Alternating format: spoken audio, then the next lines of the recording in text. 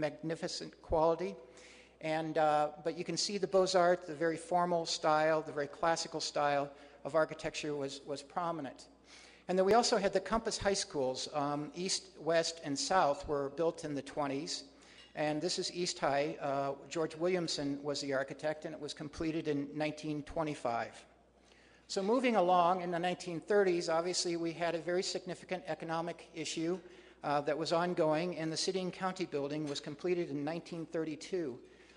What most people don't realize that this is the result of 30-plus architects collaborating together to make this project happen. Robert Fuller stood up and said he was in charge, but there were 30 different architectural entities who were out of work that needed something to do, and so the city hired them to create this really magnificent building. Also in 1930, the Mountain States telephone building was done, and one of the unique things about this building, it was one of the first to respond to some of the 1927 zoning rules that talked about step backs. And so this is sort of like the wedding cake, and is obviously modeled after some of the New York high-rises that were ongoing. We also have Horace Mann School that was built in 1931, designed by Temple Buell, and Carl Berg put an addition onto it in 1993.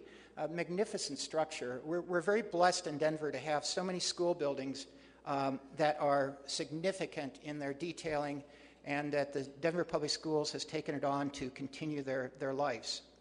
Another interesting building as we start to get into an Art Deco style is the Berger Brothers building designed by Montana Fallis, who also designed the Mayan Theater the same year. This was in 1930. This is on Champa Street. A little closer detail of how significant that building is. And then moving into the 1940s, we have the State Capitol Annex building, which was another collaborative effort.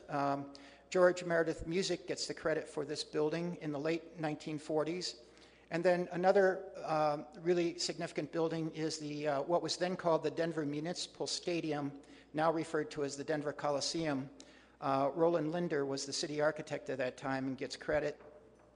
And then Annex 1, which David Triba so elegantly added on to the Webb building too, and was involved in the recreation of this building. This building was built in 1949. Meredith Music was the architect, and it was originally the University of Denver Business School at their downtown campus. And it's truly an example of international or Bauhaus-style architecture, and we have very few of these left. So moving into the 1950s, when we typically refer to mid-century modernism, the American Woodman Life building, which is where my office currently is, we purchased this building a few years ago because we felt there was something really quite spectacular about it. Gordon White was the architect, and it was designed in 1950. It's over where Children's Hospital was formerly located on Downing. And then another one of my favorites is the Ross Broadway Library by Victor Hornbein. Victor was a significant architect. He was a disciple of Frank Lloyd Wright, Usonian architecture. This was done in 1951. The library is in the process of designated as a landmark building in Denver.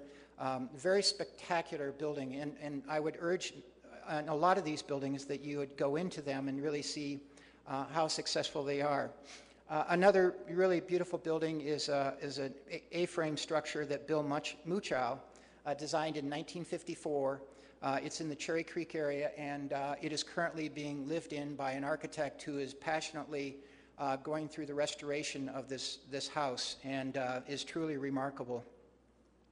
In 1958, we had what was called Courthouse Square, and this was designed by I.M. Pei in 1958, and this is the hyperbolic paraboloid is there on the right side of the photograph, which was unfortunately demolished a few years ago, the outdoor ice skating rink.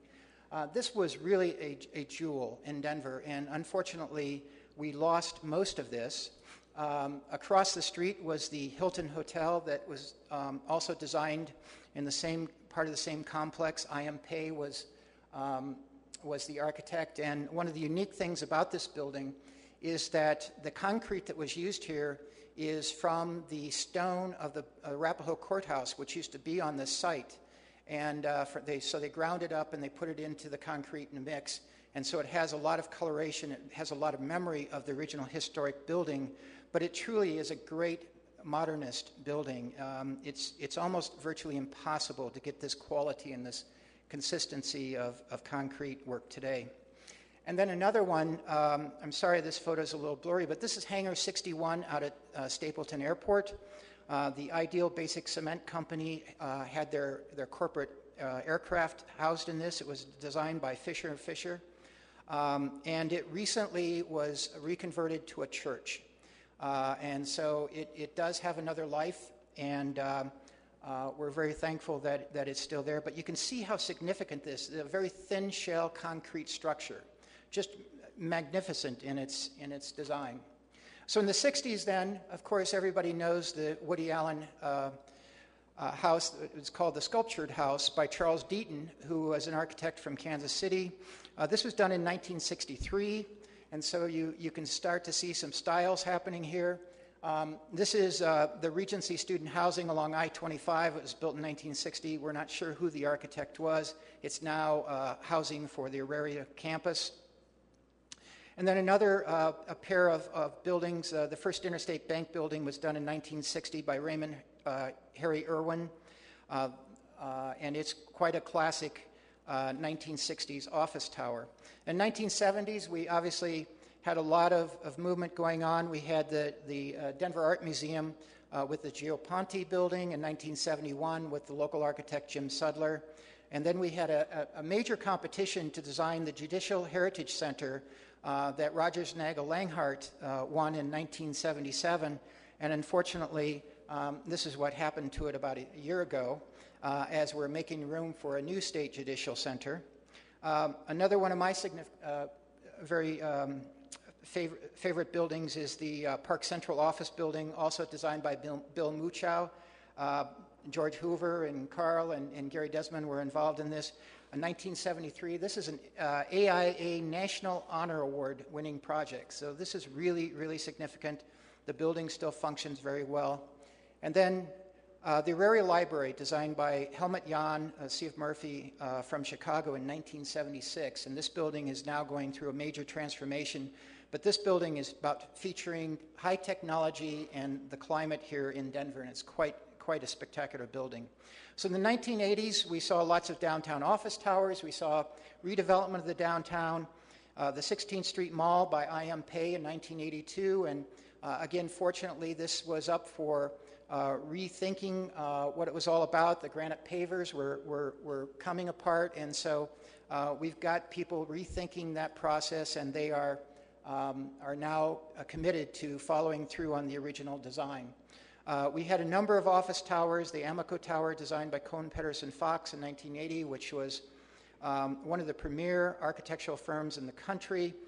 Republic Plaza, designed by Skidmore, Owens and Merrill. SOM is the architect for the reconstruction of the World Trade Center in New York.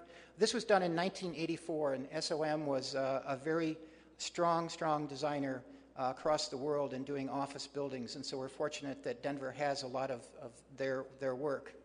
In the 1990s, I sort of call it the decades of sports arenas and other things. We had the Ocean Journey, opened in 1999 by R&L and Anderson Mason Dale, two local firms. We have the Invesco Mile High Stadium, which is HNTB and Kurt Fentress. We have the Pepsi Center, designed by H.O.K. Sports in 1999. And, of course, we had Coors Field by HOK in 1994.